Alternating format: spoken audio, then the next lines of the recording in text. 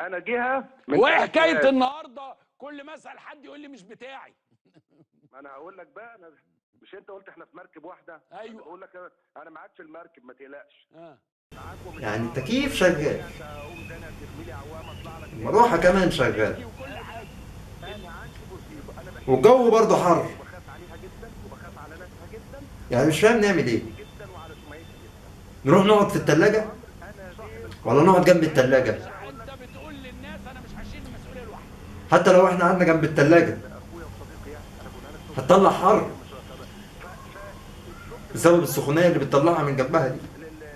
للمدير التنفيذي السيد ولا انت رايك ايه يا اسماعيل؟ بص انا على اخري، يعني التكييف شغال والمروحه شغاله وهم مش جايبين اي نتيجه خالص، وانا اصلا غضبان وزهقان ومخنوق، فاهم؟ انا على اخري، انا على اخري. طيب خلاص خلاص خلاص، هدي نفسك يا عم. انا بالنسبه لي اخاف.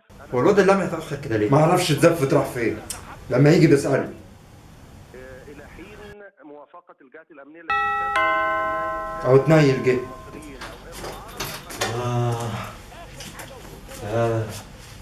ده انتوا قاعدين في الجنة. كنت فين؟ كنت بصلي العصر. طيب جبت الطلبات ولا نسيت؟ من الواضح كده ان انت ايدك فاضية، فمعناه ان انت كده نسيت. الصراحة يعني وانا طالع من الصلاة، طالع من صلاة العصر، الصراحة نسيت. الجو كان حر الصراحة، فقلت اما اطلع اقعد في التكييف شوية.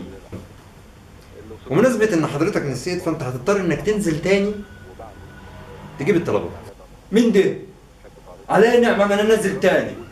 انتوا مش شايفين تحت الجو عامل كيف؟ ما انت ما عملتش حاجة، ده انت رحت صليت العصر وجيت. وما كناش طالبين حاجة غير ايس كريم ولتر حاجة ساقعة. نسيت دول؟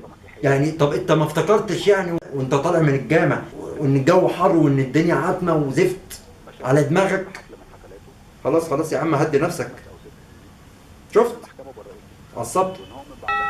وده مين اللي جاي لنا الساعة دي ده؟ هشوف مين.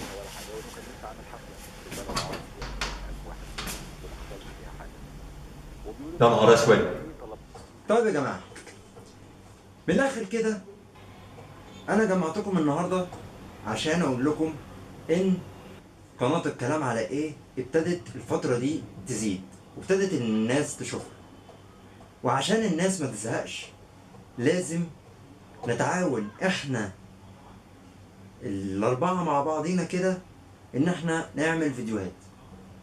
ومما إن أنتوا دمكم خفيف وإن السكتشات بتاعتكم حلوة، فأنا قررت إن أي مواقف كوميدية، أي حاجة بتحصل هنعملها بشكل سكتشات، وإنتوا هتبقوا مسؤولين في كتابتها وفي كل حاجة ليها. طيب هي فكرة حلوة، فكرة جميلة جدا. احنا هنطلع نعمل سكتشات ونساعدك في موضوع القناة.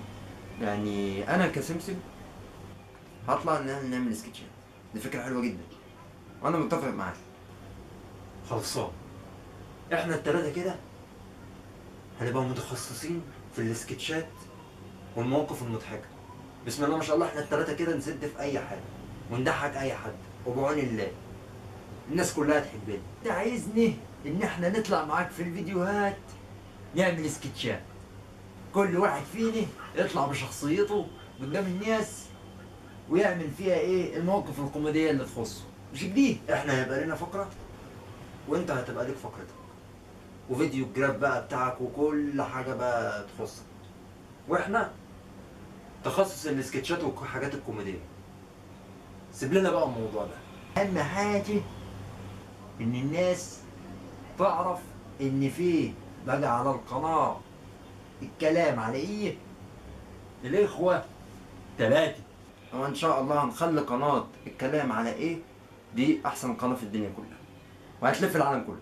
الله، انا موافق على المصلحة دي.